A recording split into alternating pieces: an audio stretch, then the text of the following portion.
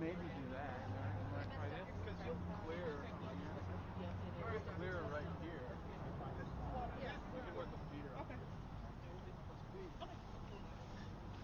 This is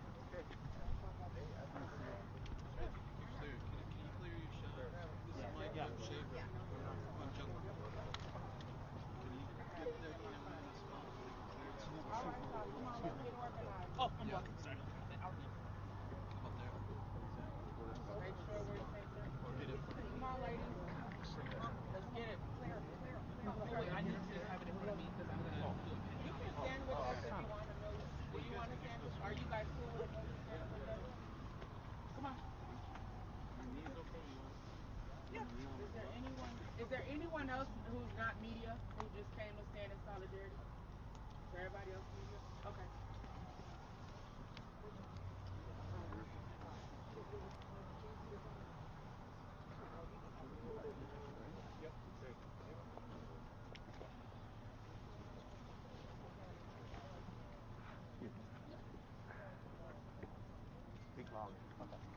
Good afternoon. My name is Mohammed Ibrahim. It's Mohamed. Last name Ibrahim, and I am the Deputy Director with CARE Minnesota. And today we are gathered with community leaders, community organizations, and activists to call on the Joe Biden and Kamala Harris administration for federal intervention and to expedite HR 1280, the Justice for George Floyd and Policing Act, and to also commit to overhauling the criminal justice system. And to begin us off, we would like to hear from Nekima Levy Armstrong, the president of the Racial Justice Network and civil rights attorney.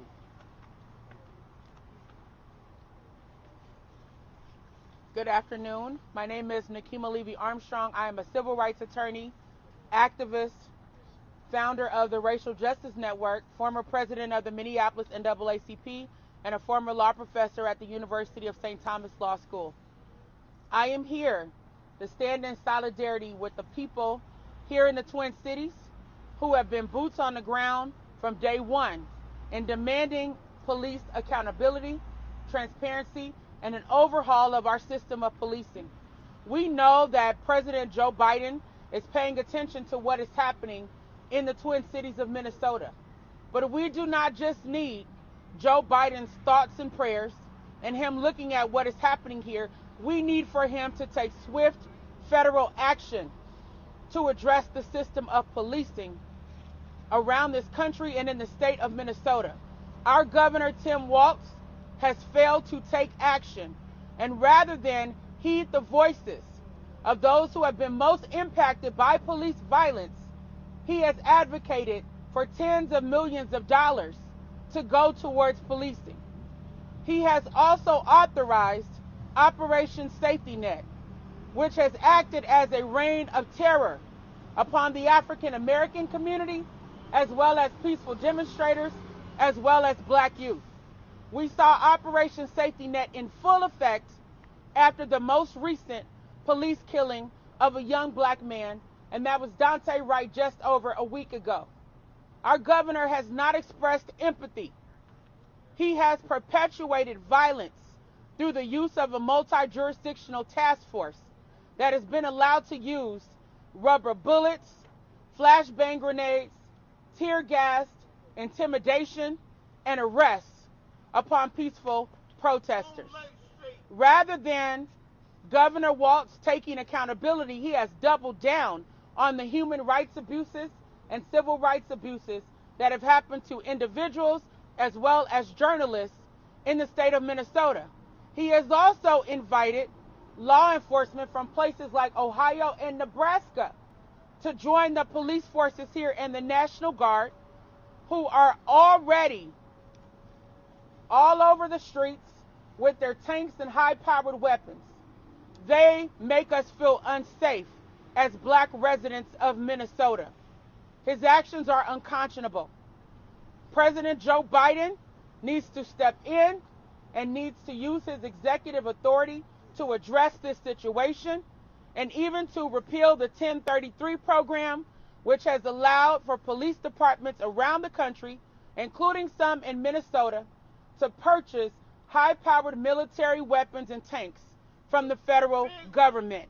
And those tanks and those weapons are used against black residents, native residents, people of color, and poor people, including homeless people, here in the Twin Cities in the state of Minnesota. We know that President Joe Biden and Vice President Kamala Harris have a history in perpetuating criminal justice laws and policies that harm black people and other people of color. We know that they apologize for their roles while running for office, and what we are saying to them today is you can keep your apologies. We want to see action. We want to see them overhaul the criminal justice system, which currently has over 2 million people incarcerated, 40% of whom are people of color, the majority of whom are poor people, and over 50% of people have an underlying mental health issue. We know that they have been involved in enforcing drug war policies. The war on drugs has been a war on black, brown, and poor bodies. It is up to the executive leadership of this nation to take action with the power that they have, their influence, and their executive authority to repeal the war on drugs and the laws that comprise the war on drugs. We are suffering as black people in the state of Minnesota. We do not feel safe. We know that at any moment, police officers can kill yet another black body and get away with it. In spite of what we heard during the Darris Chauvin trial, this is not just about one bad apple. This is about a rotten system. Yes. And Darris Chauvin is a part of that rotten fruit that was produced from a rotten system. The culture itself will not change even with a guilty verdict. We want to see a conviction. We need to see a conviction. But even more importantly, we need to see an overhaul of this entire system to protect and preserve black bodies so that we can live as full citizens of these United States. Thank you. Next, I'd like to invite Attorney Andrew Gordon, who is the Deputy Director of the Legal Rights Center.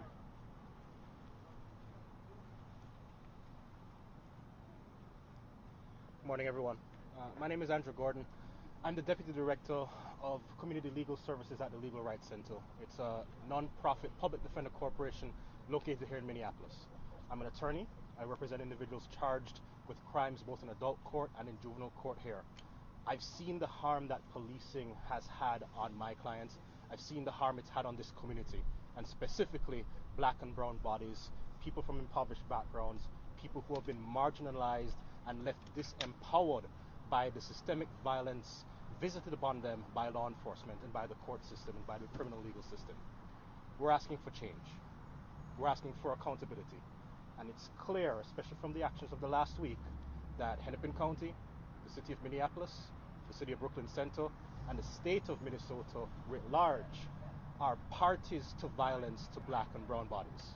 And that has to stop. We can't trust our local systems. We don't trust our local systems. And so we need outside help. And so we stand in solidarity with all the folks up here and all the folks counting for change, calling for accountability, and calling for the federal government to step in to offer that help, to offer that aid, and to make accountability here in Minnesota a reality as opposed to a pipe dream. I'm going to thank you very much. I'm going to turn it over to, I don't know who's next, Mohammed, back to Mohammed. Next, I'd like to invite the Executive Director of CARE Minnesota, Jaylani Hussein.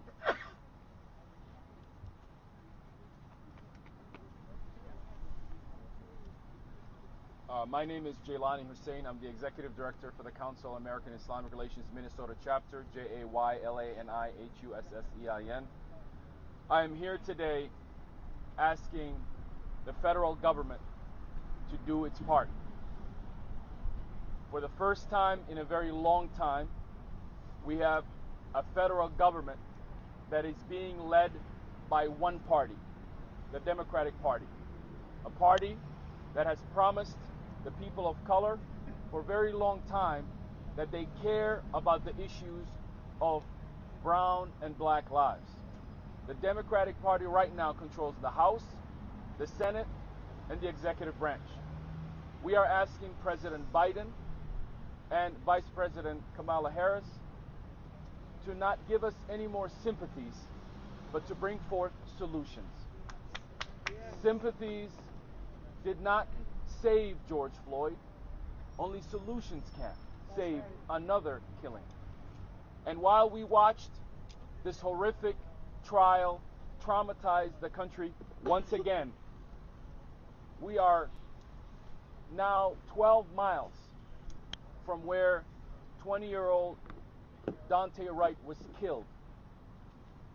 And reality and a gut check to all of us that nothing has fundamentally changed outside this courthouse to save lives in this country.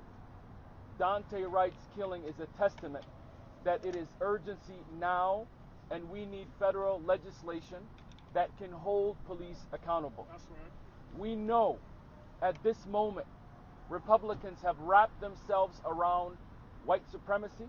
They have wrapped themselves around police officers who are killer officers. They have historically done this, and they are doing it once again. But the people in charge who have the power right now are not Republicans in the federal government. It is the Democrats and those who voted for them. It is now the right time to act. The country and the entire world is waiting for a verdict. But we know, regardless of what the outcome of this verdict, it will not save Daunte Wright, and it's not going to save the countless names that may come after. That is why we need accountability. We are asking for the Biden administration, as they have already commented on this case, to comment about what they are going to do in the next 6 months before the midterms start to bring forth, that can actually bring forth meaningful legislation. We believe they need to go beyond the current legislation that we have, because we know across this country there are many places that may never bring forth any police accountability, but only federal laws will bring that accountability. We know that. Even in the state that killed George Floyd, here in Minnesota, we have been trying to pass police accountability bills. And sadly, until now, nothing has happened. Nothing has happened in the state of Minnesota to hold police accountable. While states like Maryland, New York, and others are passing bills around qualified immunity and others, the state that killed George Floyd has passed no police accountability. That ain't right. And it is Democrat-controlled House that has yet to pass police accountability. The first time we saw them returning our calls was when Daunte Wright was killed. And it's a shame that we have to have more bodies and more hashtags for us to get justice. We are demanding justice inside that courthouse. We are also demanding justice outside the courthouse. Because if we only get justice inside the courthouse, we will have injustice outside the courthouse. And so that is why we are reminding the public in this moment not to put all of their hope into a verdict inside that courthouse, but to put their hope in each other and put their hope in themselves in demanding accountability. This is a moment for our nation, our state. Derek Chauvin is not the only one on trial. Police departments across this country are on trial. The elected officials who have failed miserably, who led us to this moment, are on trial. And the federal leaders who ran on the politics of bringing us together, the politics of holding police accountable, are also on trial. And the final point that I want to make in this moment is black people in this country are tired. We are tired from the fact that many people have taken this issue on as an anomaly, that it's one officer, one incident. This continues to happen every single day all over this country, whether we see it in the light of a camera or in the darkness that we may never find, whether we see it on our footage, or we may never hear about it because it is inside the darkest place in America, a prison cell. is the darkest place in America. Because for the longest time, police who have not killed us have put us into prison. Police who have not killed us have brought forth mass incarceration in this country. And while right now we have an epidemic of fentanyl and other types of drugs, we have seen the response of treating those individuals as people who need help, people who need medical attention, not a prison cell. That's right. And we believe that is the same case for those who have been brought up against other types of drugs who they themselves have called out for help. So in this moment right now, we call on federal government, President Biden, you need to come to the state, you need to come to Minnesota. It is time for you to meet the people, and it's time for you to actually deliver what you told. Don't cry on the shoulders of families and fail families who are going to be killed by a system that you are responsible for. And so we will fight. We will continue this fight. When the cameras leave, we will not leave until justice is brought forth by any means necessary. Next, I'd like to invite Delisha Perry with Be Their Voices.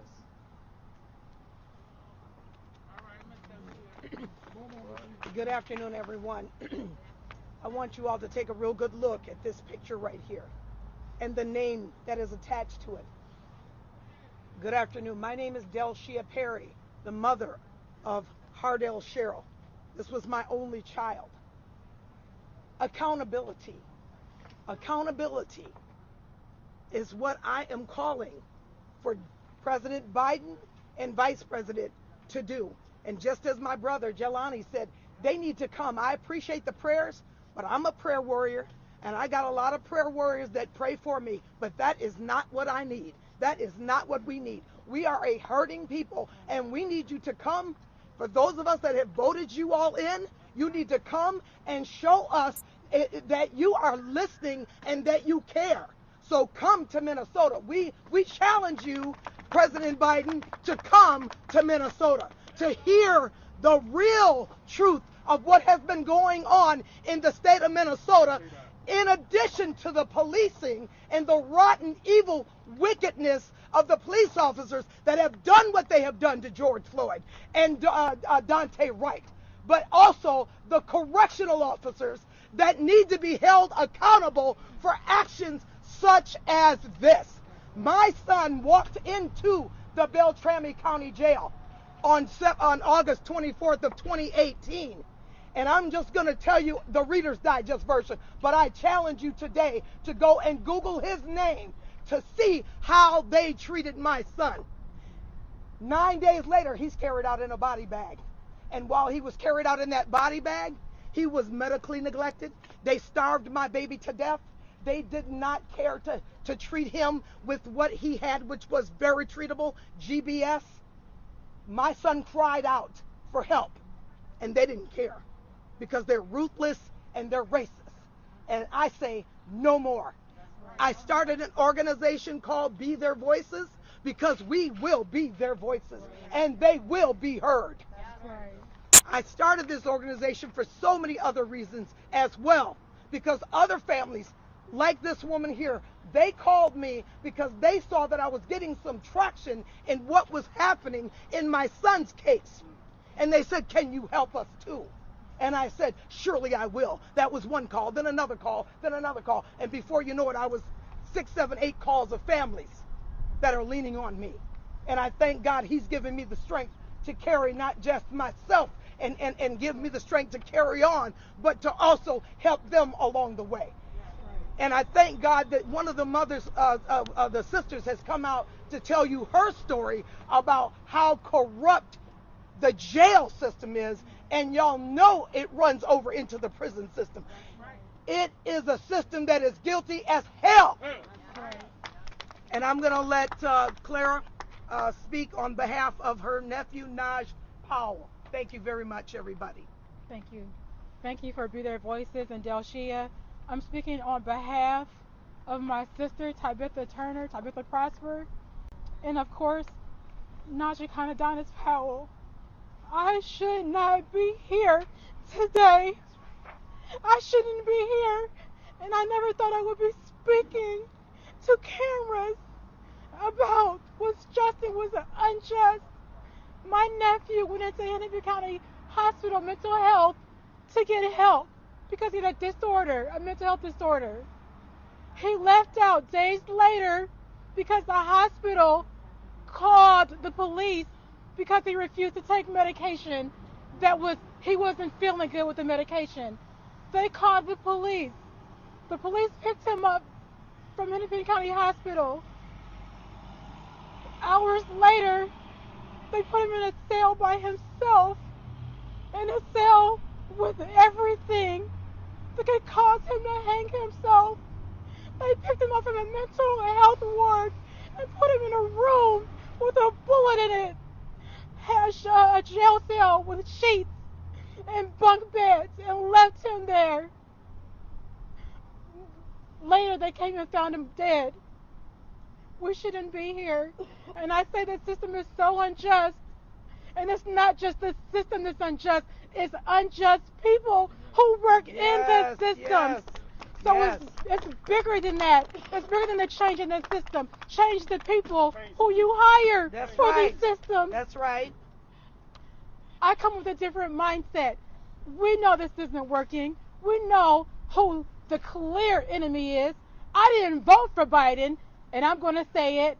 Yeah, he needs to bring his ass here. He needs to come. That's right. That's right. We shouldn't have to have this conversation. I stand in the shoes of my ancestors. I stand in their shoes. And they will be sorely disappointed that we're still having this conversation today.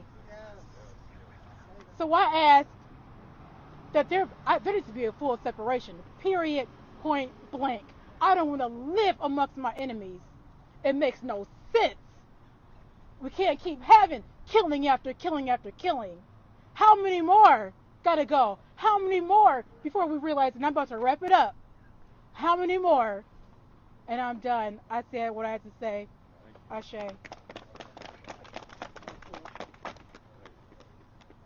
Next, I'd like to invite the president of the Minnesota Justice Coalition, Jonathan Mcclellan.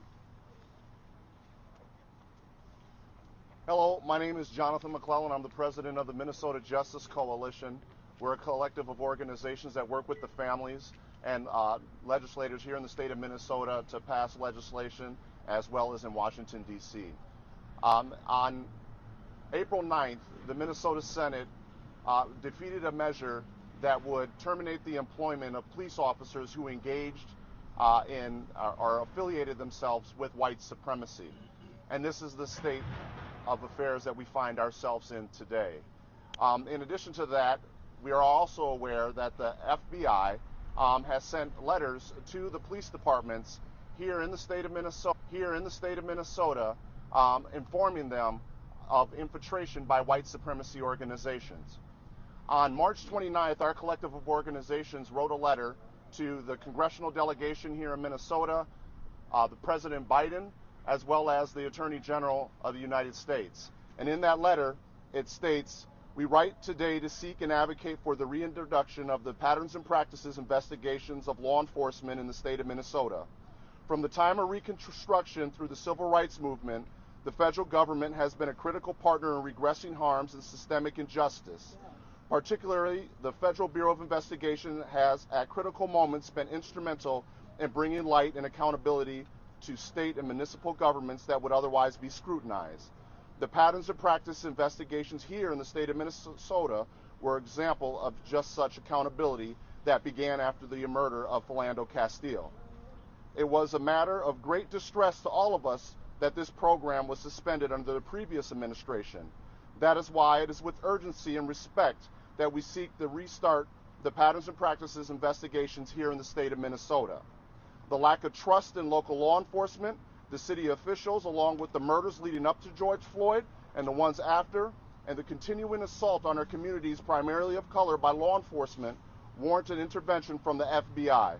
It is important that through an independent investigation, bring light of any patterns and practices that may exist. This is needed to heal the community as well as find areas that need reform and ultimately obtain justice and build public trust in our institutions that are supposed to protect us. In order to solve the problems before us, we are taught you have to recognize that there is a problem to begin with. Without that recognition, we create a system within our law enforcement for the Derek Chauvins to thrive. Our system is broken, people are being hurt and are dying, and we need your help to bring about the change and adherence to the Constitution. Joe Biden and Kamala Harris, it's time for you to jump into this fight. Yes. And show that you are different than the previous administration. Yes. We're waiting. That's right.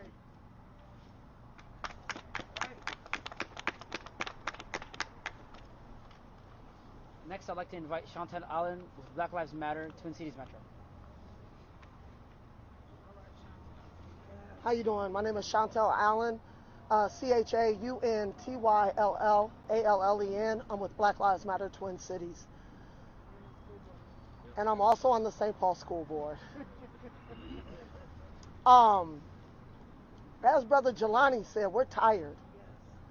How many bodies do we have to lose? This is clearly a movement, and it's not just a local movement. This is a national movement. We've been saying Black Lives Matter across this nation for 7, 8 years now. People have been getting killed across this nation unjustly for 400 years now. This is just an extension of several movements from our ancestors. This is an extension of the Underground Railroad to freedom. This is an extension of the Civil Rights Movement. This is an extension of the Black Panther movement. At that time, presidents stepped up. They said, this is not what our Constitution represents. Clearly here in the state of Minnesota, this is not what our Constitution represents. We are demanding that President Biden and Vice President Kamala get involved today. Our legislators are not making any moves. This system is broken. It's not just the police officers. It's the judges. It's the legislators that won't even hear our voices. They won't even look at our bills. We need you to get involved. We need to start a reckoning in this country with black folks. It's time. We are 400, really 500 years in. When is it going to be a change? You guys ran on that ticket saying it's time for change, right? You said that you were going to be different, but I don't feel any different. I woke up the next morning after you got inaugurated, and it still felt like white supremacists were at my back door. At what point are you guys going to say enough is enough? Because we've been screaming it for years. Enough is enough. And black lives have to matter in this country. And you know that. Economically, they have to matter. Come on now. Culturally, they have to matter. We see it all over the TV. We feel it when the 1% is capitalizing off of our work and labor. We are an important piece of this democracy. You need to step up now. If you want this country to continue to be seen as land of the free and home of the brave and full of the liberties, you've got to step up and make that happen. We need President Biden and Vice President Kamala here. Get in your plane. I've seen it take off before. You can walk out your back door. Get here. Today, we need you in Minnesota. Thank you. Next, I'd like to bring up the co-executive director of the Minnesota Freedom Front, Elijah Darris.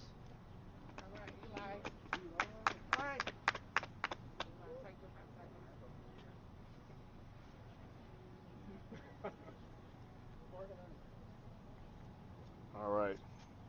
We're going to read a statement by the Minnesota Freedom Fund. My name is Elijah Darris. I'm the executive director of the Minnesota Freedom Fund. Again, I am the co-executive director of the Minnesota Freedom Fund. Our mission is to pay criminal bail and immigration bond for those that cannot afford it. As we seek to end discriminatory and intimidating and oppressive money bail, that is our mission. That is what we do. It wasn't an easy road for me to get to where I am today. I spent 17 years of my life incarcerated right here in Minnesota. I was incarcerated beginning at the age of 15. I was certified and sentenced to a life prison sentence. The judge told me, you'll spend the rest of your natural life in the care of the Commission of Corrections. He told me I would die in there. They told me I would die in there. I grew up in jails and prisons across Minnesota. I know how spending even one weekend locked up can cause harm, both mentally and physically.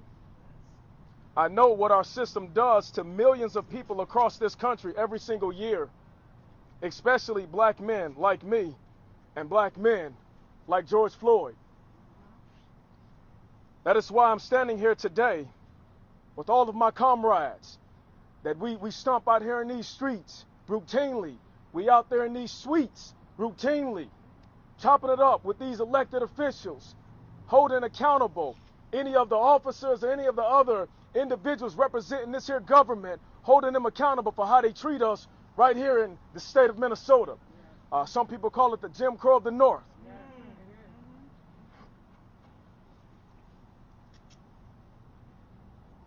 In Minnesota, like many places in this country, you sit in jail if you cannot afford bail. We have people sitting in jails just because they can't afford $78. Research it. Look it up. We pay $78 bails for people. In Minnesota, it costs an average of about $140 a night to hold someone inside of a jail cell. How does that make any sense? You are punished for being poor, and the system works completely differently for you in the state of Minnesota. On any given day in Minnesota, 6,000 people are sitting in jails in pre-trial because they cannot afford bail, and hundreds more are sitting inside of immigration detention facilities across the state of Minnesota. These people are impacted every single day that they sit in jail cells, and they're impacted by this harmful and unnecessary system. We're talking very low-level crimes. President Biden, on the campaign trail, you pledged to end money bail. That was your campaign pledge. That's what you said you was going to honor. You called it modern-day debtor's prison. That's what you said. You said it's a modern-day debtor's prison. And it is. That is why we're asking you to live up to your pledge. We are here today because of the murder of George Floyd. The murder of yet another black man at the hands of another arm of our criminal legal system. That's right, I said criminal legal system. I didn't say criminal justice system. I said the criminal legal system. Some people get justice, other people just get the criminal legal system. It's a system that criminalizes you for being poor, for being black, for being brown, for being indigenous. We are writing a new script, and we're not going back. That's right. We ain't going back. That's them old days. You see, when the pandemic came in, we said we're going to roll back some of them old practices. We're going to bring in some new ways of interfacing and interacting with this here system. Not just in Minneapolis, not just in Minnesota, all across America.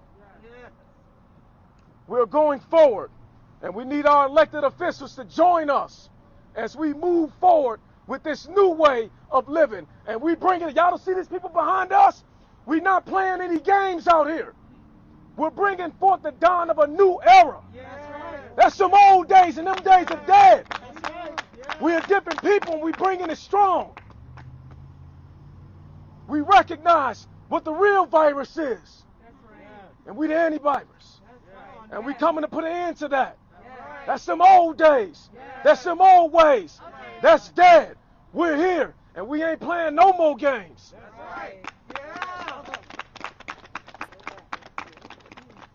Next, I'd like to invite the president of the Minneapolis NAACP, Angela Rose Myers. Hello everyone, my name is Angela Rose Myers. I am the president of the Minneapolis NAACP, which stands for the National Association for the Advancement of Colored People. And I'm here today to stand with community members. I'm here today to stand with black community members. We are calling for change on every single level. When it comes from the schools, when it comes from the city council, when it comes from the mayor, when it comes from the police, when it comes from the president of the United States of America, we need change. In my mind this morning, I'm thinking of a lyric from Meek Mill. He says, "What's free?" Come on. Slavery was abolished. And yet, the amendment that abolished slavery opened up the door for the mass incarceration system that we have today. This morning, I'm thinking of Mayan Burrell, a man who was unjustly incarcerated for a crime he did not commit. And he is still fighting for his innocence, although he is not in the prison system, he is still not innocent in the eyes of our government. So what's free? I'm thinking today of Dante Wright, who was murdered last week on a Sunday, and they said because of expired tabs. They said that he had a warrant for his arrest, that he needed to pay $156. So what's free? When you cannot afford to pay to renew your expired tabs, when you cannot afford to pay $156 so that you can get clean from a warrant. So what's free? Because it sounds like in the United States of America, poor people and black people are being unjustly incarcerated, and they're being put on modern day plantations to benefit somebody. They're being pulled from our communities, and let's be honest, could benefit somebody. I want to be honest as well. In the state of Minnesota, we have these huge prisons in St. Cloud, Minnesota, and Stillwater, Minnesota.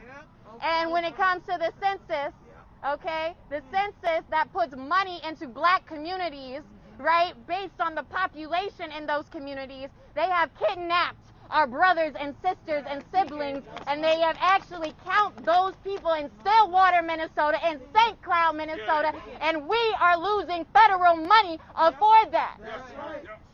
So let's, as I really want to impress upon you this question. What's free? Are we truly free? And until we are all free, there will be no peace. Until there is truly justice. Until there is truly a place where black Minnesotans can feel safe. Okay, somebody talked to me today this morning, and I'm going to say this last. And they said, well, what about keeping communities safe? When I was telling them about the OSN, Operation Safety Net. President Biden, how do you feel about Governor Walz using military, federal funded military in Minneapolis when there have been peaceful protests in Minneapolis all week? He has been preparing for months using federal dollars, using military in the streets to harm, target, tear gas peaceful protesters. So my question is, somebody said to me, they said, how else are we supposed to keep our communities safe? Black people have never been safe in this country. So once we get to a place where black people are safe in this country, where black people see justice in this country, and until black people are free in this country, none of us are free.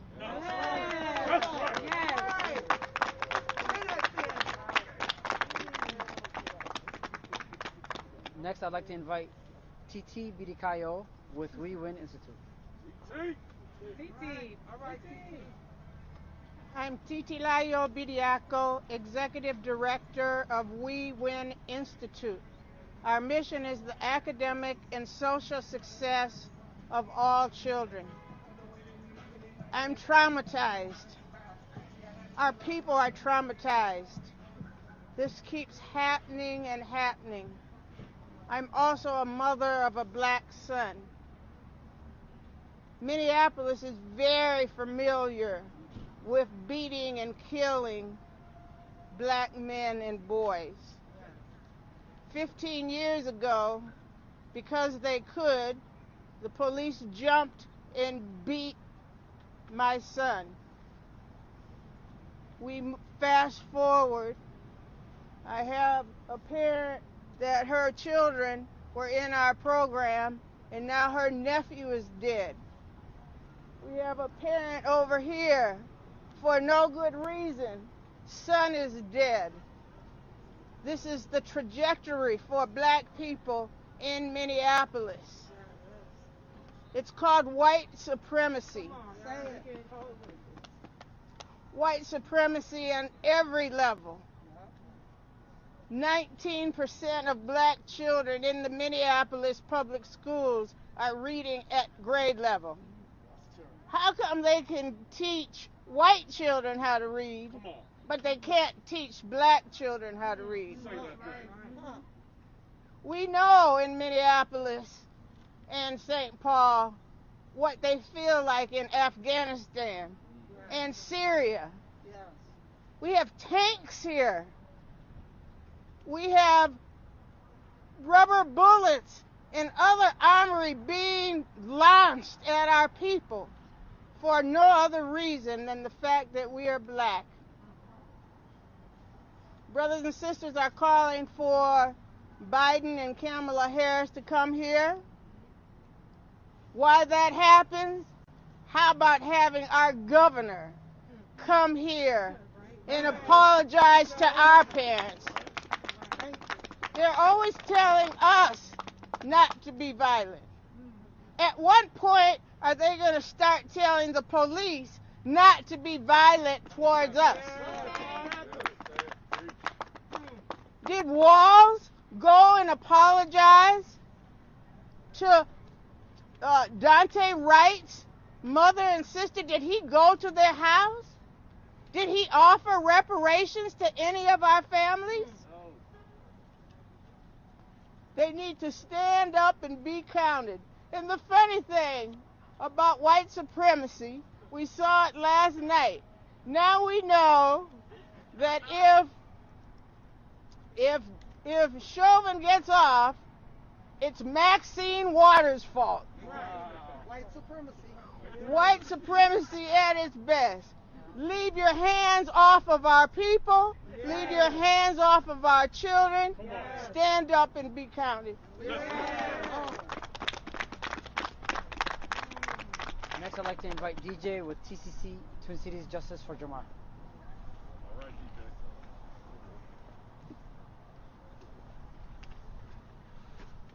Oh, man. So the first thing I want to talk about is the war on drugs, right? And I want to explain why, I want to understand why they always feel like the need to go to war with black people over everything. I want to talk about how they put the drugs in our community and then declared it a war as a way to destroy the black community and the family unit. But when white people get addicted to drugs, then all of a sudden it's no longer a war on the drugs, it's a pandemic, right? An opioid pandemic. I want to talk about when black people go on the street to seek justice, to seek healing, to seek what is right and just. I want to talk about why they're met with tear gas, why they're met with rubber bullets and flashbangs. Yet when white people go to the Capitol with guns and rifles and break in, they're treated with open arms. We need to stop going to war with black people. We need to end Operation Safety Net. Because it's disgusting that I could say as a 26-year-old black man who lives in this community that is trying to use his First Amendment rights to get justice, that I know what it feels like to go to war. That's not right.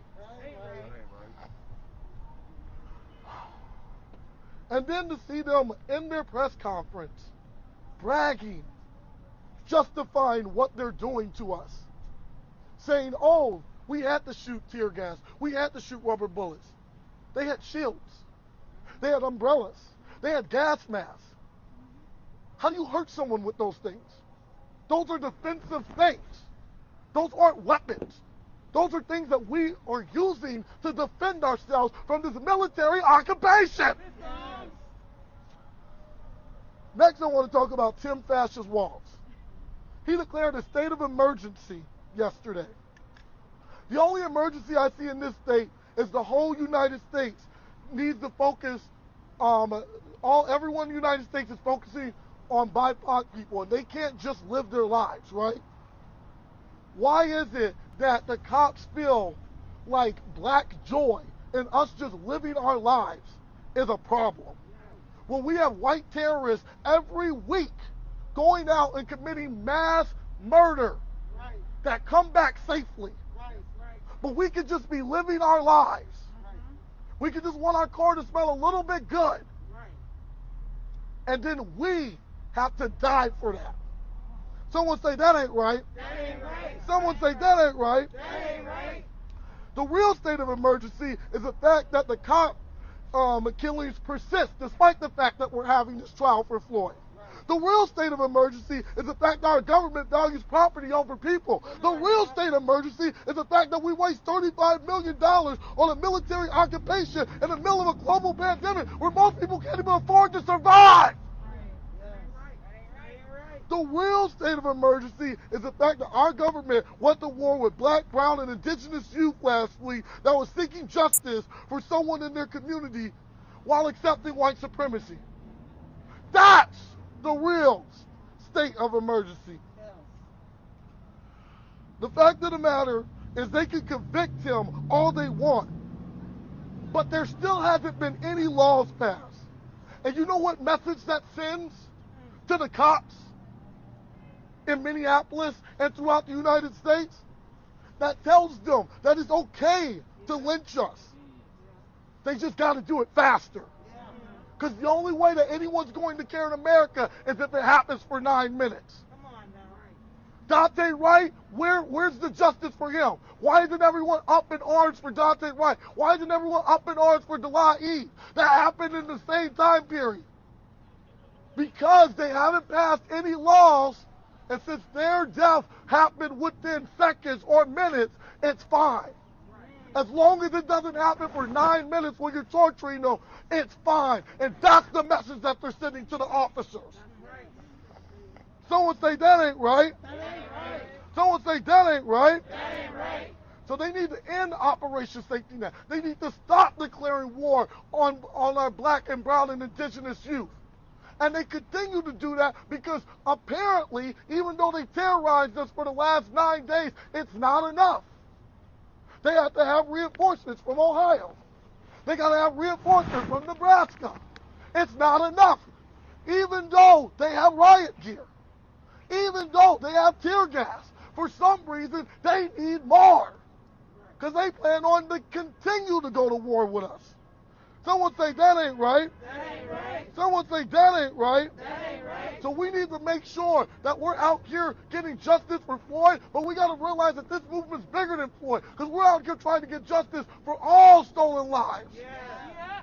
So we need Biden to be the president that the liberals promised he was going to be, and not be more the same that the last administration was for the last 4 years. The Floyd bill y'all have is incremental change. What we need is change now.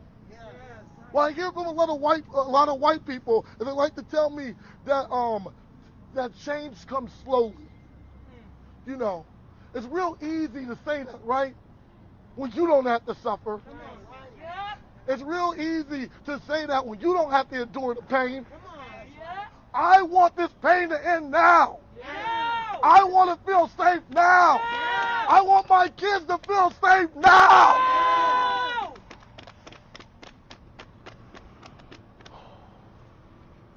So, what we need is the type of change that the families are pushing for at the state legislature. That's what we need to see at the federal level. What we need is things like community control of the police, which was pushed by the Black Panthers before they were infiltrated and lynched. And the people, and we have these people pushing that type of legislation all around the country. With NORPR, the National Alliance Against Racial and Political Repression, and all their affiliates around the country. Now we need to start pushing it at a federal level, though. And with that being said, I want to invite Biden to come here and to talk with us. I want to invite Biden to do something. I want to invite Biden to do something that's actually going to matter. Something that's actually going to get us change. Because right now you're lollygagging and we don't got time for it because my brothers, my sisters, my non-binary folks, they're still getting killed. That's right. Yes. All power to the people. All power to the people. Next, I'd like to invite Senior Pastor Byron Herron from Zion Baptist Church. All right, Pastor Herron. I was listening to the governor, and one of the things he said was, we need to listen to the people who are out there raising their voices. Yeah. Well, why aren't you listening? Yes. If you were listening, you wouldn't be bringing folk in from other states, escalating this thing. They have no investment in our community. You're not thinking about the black bodies. Nobody thinks about the bodies. All we think about is property. Property and profit. But no one thinks about real lives and black lives in particular. I keep hearing people saying if Dante hadn't resisted, he'd still be alive. That's a lie. We've seen it. Stop telling us to stop believing what we see. I saw a scared little boy. I know he's a young man, but when I watched that, I saw a scared little boy. And I saw an officer who was trying to talk to him, and I saw another officer come out of nowhere, interfering. Yelling taser, but holding a weapon.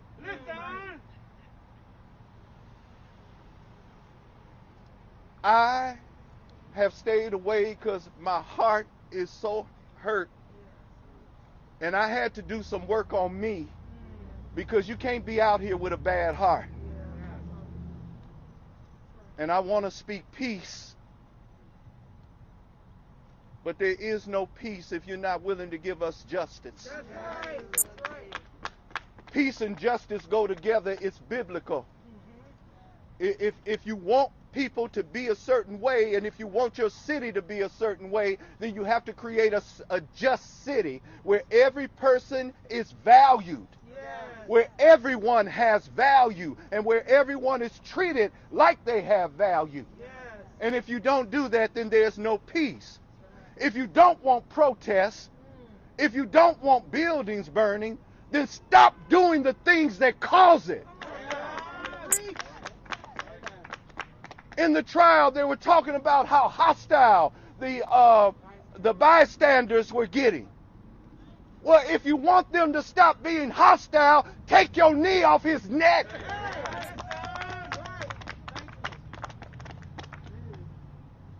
You can't ask for one thing and keep doing another thing that keeps bringing about the results that you're getting. It's time for us to come together and to talk together. We need a meeting with the governor, y'all.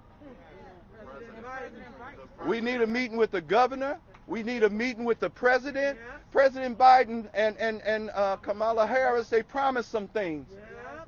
And we need to hold them accountable for what they promised, because they wouldn't be there if it wasn't for us. They wouldn't be there.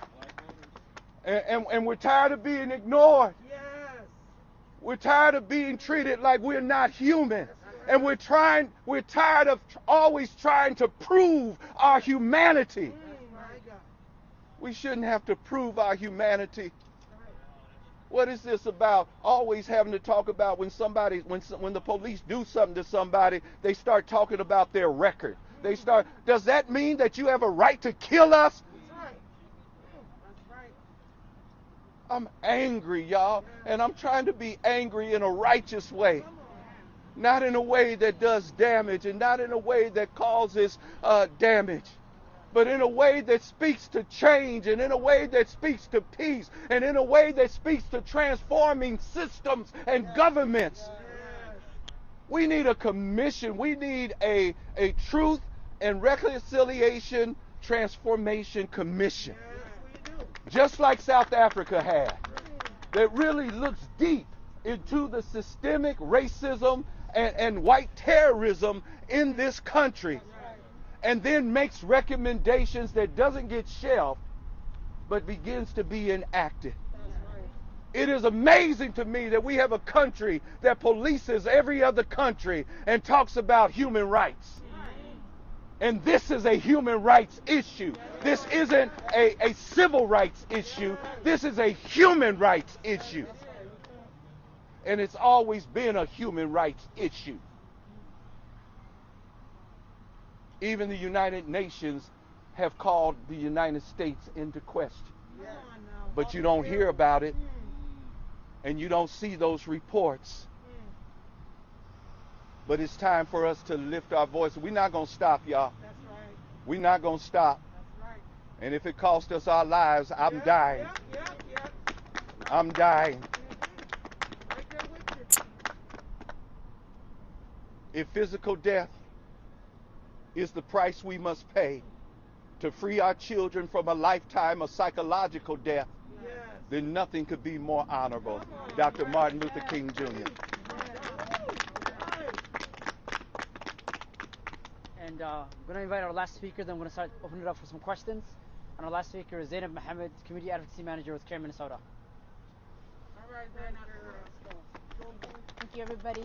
I stand here in solidarity with all of these community leaders, and I stand here as somebody who has lost faith, not only in the justice system in America, but our governor and Democrats who ran on policies that want to reform the criminal justice system, that hold police accountable.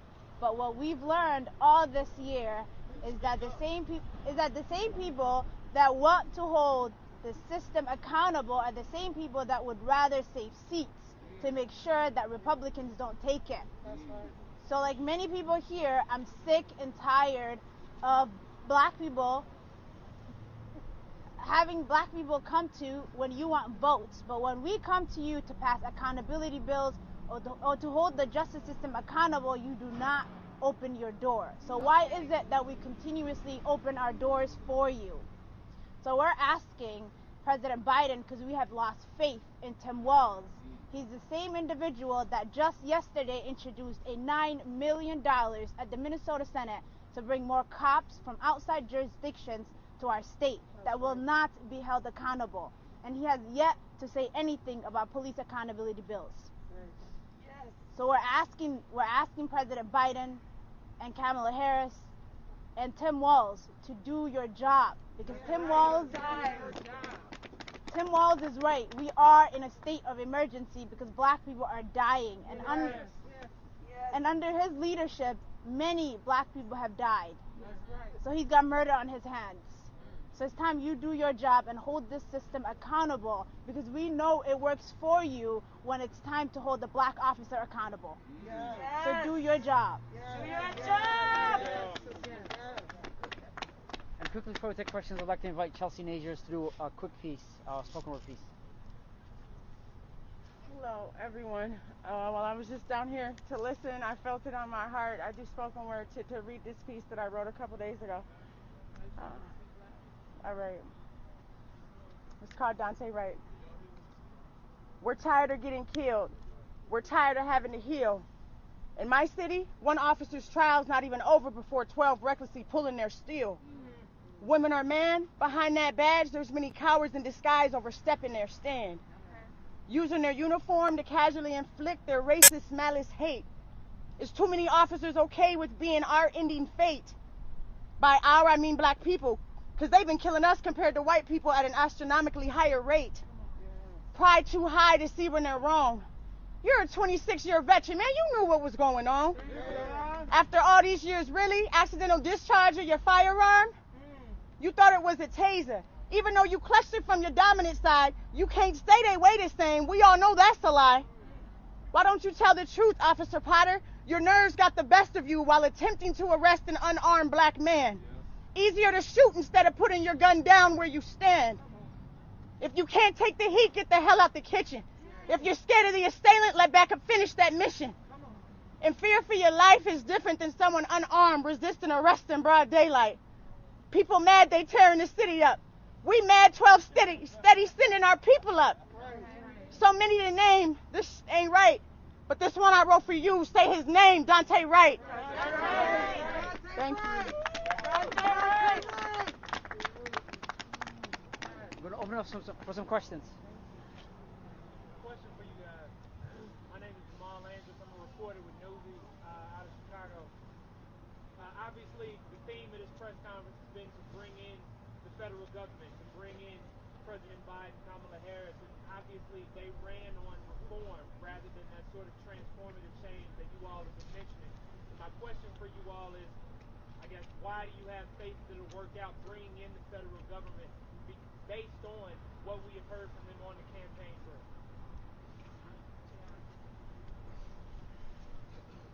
The first problem is they haven't even started with reform, let alone transformation.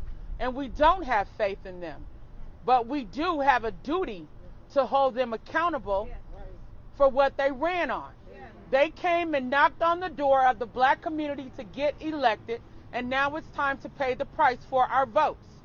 We are not like some of the black politicians that are happy sitting around a table with them.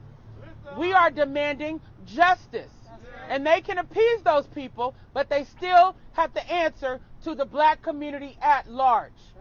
We are the ones who are suffering under the weight of oppression, and we expect them to live up to their responsibilities as the leaders of the free world. I'll add to that. The Democrats have no more excuses.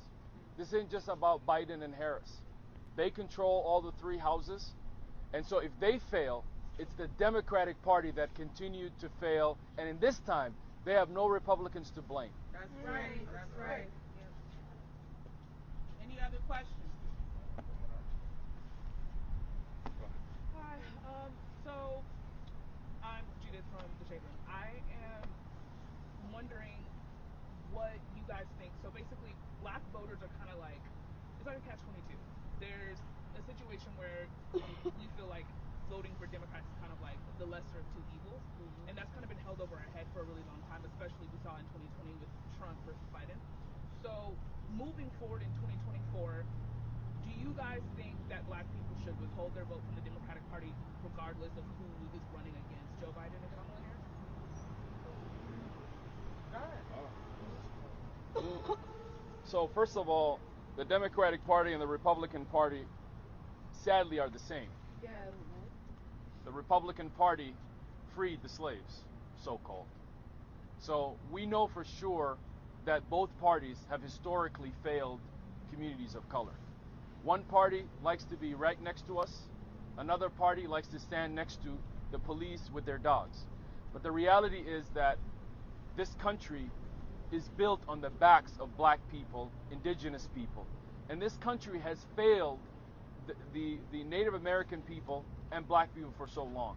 So I think it might be the right time for poor people in this country, black people in this country, and many folks who are tired of the broken political system to maybe create an independent party that will bring forth the People's Party, that will bring forth. But right now, the Democratic Party, until 2022, is on the clock. We will see what they'll do. And after that, I think people are no longer going back. We are going forward. And that mean without both of these parties. That's right. I just want to add to that a little bit because I do agree with my brother, but I also think that we have to start grooming and running people for office. It's not enough to just vote for folk who just come up and say they running for office, but who do we want in office? How do we groom them, and how do we prepare them to be in office so that we are supporting folk who have our best interests at heart? It doesn't matter whether you're Democrat or Republican, neither party has served us well, you know, but if we have the right people running, and if we're putting our support behind the right people, then we have a better chance of transforming systems. One of the things that I also want to say is that it's more than just voting. It's holding people accountable once they get into office. We have a habit of voting people in, and then we don't hold them accountable once they get into office. And we have to show up. We have to show up at the meetings. We have to show up at the hearings. And we have to show up before they already have the plan in place so that we have input from the beginning, not after the train has already left the station and now we trying to catch up. And so I think that you ask a good question. I think it's a question that we're going to have to really deeply think about. But I also think that we have to prepare people and groom people to run for office and put people in office who have our best interests at heart and who can transform systems. And we have time.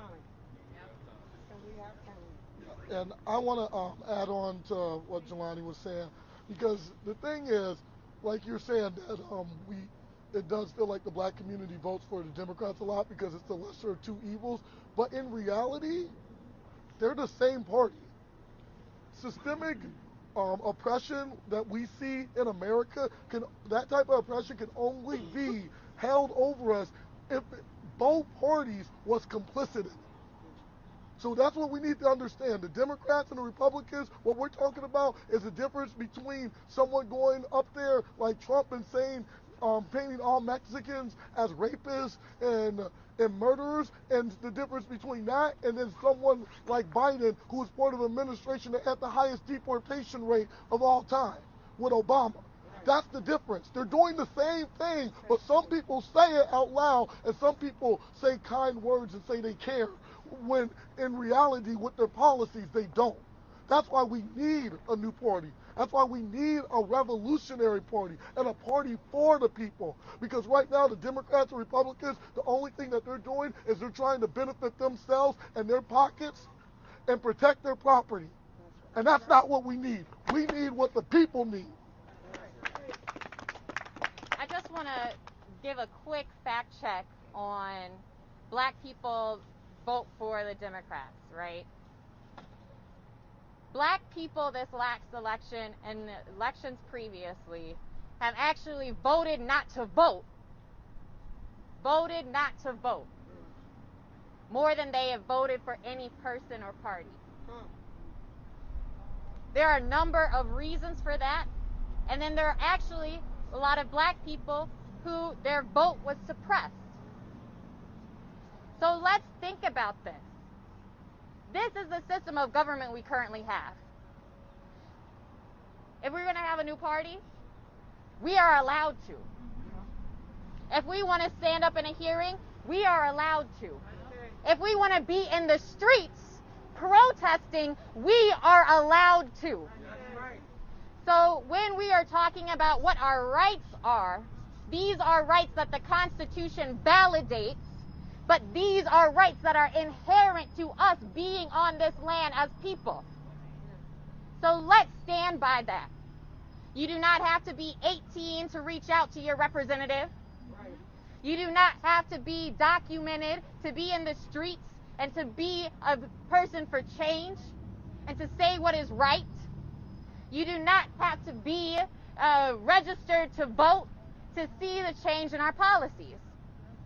And so that's what we're calling for. Even when we're talking about this mass incarceration system, they strip our rights to vote. And they're making decisions about prisoners, and prisoners are not at the table. And then we see prisoners dying. And we see prisoners being tortured. Even in COVID-19, we see prisoners being isolated and being silenced while they're getting COVID and they're thinking, everybody got COVID in here, I'm gonna die. Right. And so where is their voice? Who are we to not listen to them? That's right. Because this country, the foundation of the values of this country is built upon freedom of speech, upon freedom. I mean, I'm going to say it again. So what's free?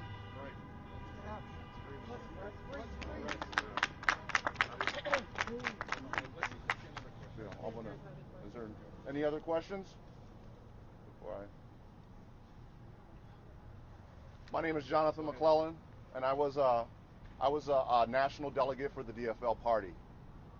And I want Joe Biden and Kamala Harris to know that if you think that your lack of action is not affecting the delegates who helped get you into office. I was a Bernie Sanders national delegate, but after you took it, we helped you get into office. If you don't think that we're shook and we're asking where you are, wait till 2024.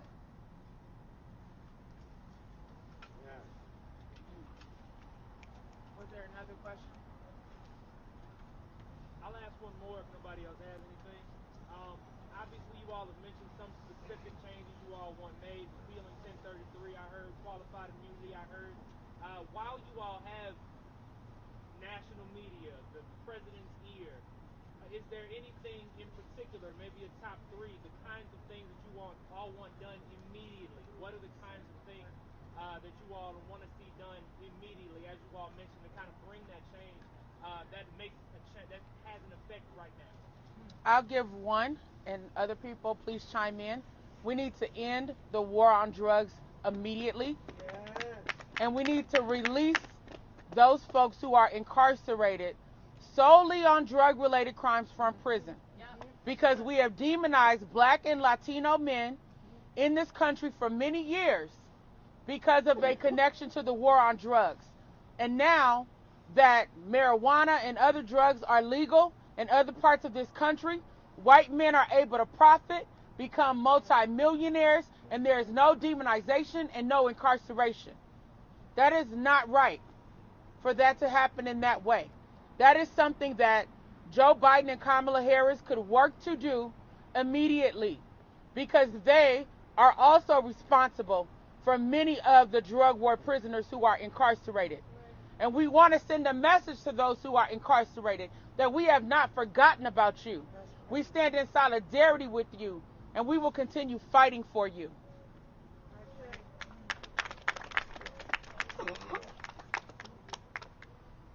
We put together, our collective of organizations put together some legislation here in the state of Minnesota that we're advancing right now that is sitting on empty desks. Number one was removing the statute of limitations on wrongful death, House File 717, prohibiting qualified immunity for law enforcement, House File 1104, releasing body camera footage within 48 hours, House File 1103, ending no-knock warrants, House File 1762, ending police-only responses to mental health calls, House File 1686, police professional liability insurance, House File 440, ending prosecution for reporting police misconduct, House File 2201, civilian oversight strengthened, House File 640. We also support the Hardell-Sherrill Act of 2021 and the Flando-Castile Omnibus Bill. I have one question real quick. They asked for three. One more. So the third one is we need the federal government to reopen and open all of the investigations of officer-involved shootings that have been put on hold during the Trump administration immediately. We also want President Biden to immediately usher a task force using the Department of Justice and other departments to bring that law into every city when an officer-involved shooting happens, and we want to see that. And in the state of Minnesota, we know that there are 3 candidates right now to be the next U.S. attorney, and one of them has lost the faith in this community, Andrew Lugar. We don't want him back, and we need to make sure that if he brings someone like that back, there will be consequences for his party. So I think that's another pointer. And for him to, and Amy Klobuchar, who supports him. I have a quick question. For the individuals that was arrested, you guys hear anything from them, or are they going to free them or drop the charges? And also the 646 people that was arrested on the highway. The charges are... So I was one of the 646 people arrested. The charges have still not been dismissed against us. We know that Governor Walz is using his leverage in supporting the city of Minneapolis and bringing in a militarized police force to keep those charges intact. It's a waste of time, energy, and resources to keep those charges hanging over our heads. We're encouraging all 646 people, if they are able to do so, it's not legal advice, but if they're able to do so, to fight their charges. And as far as people being arrested, as far as we understand, we have jail support that has been happening through the National Lawyers Guild and the Legal Rights Center, and people are typically being released within 36 hours of being detained. Any other questions?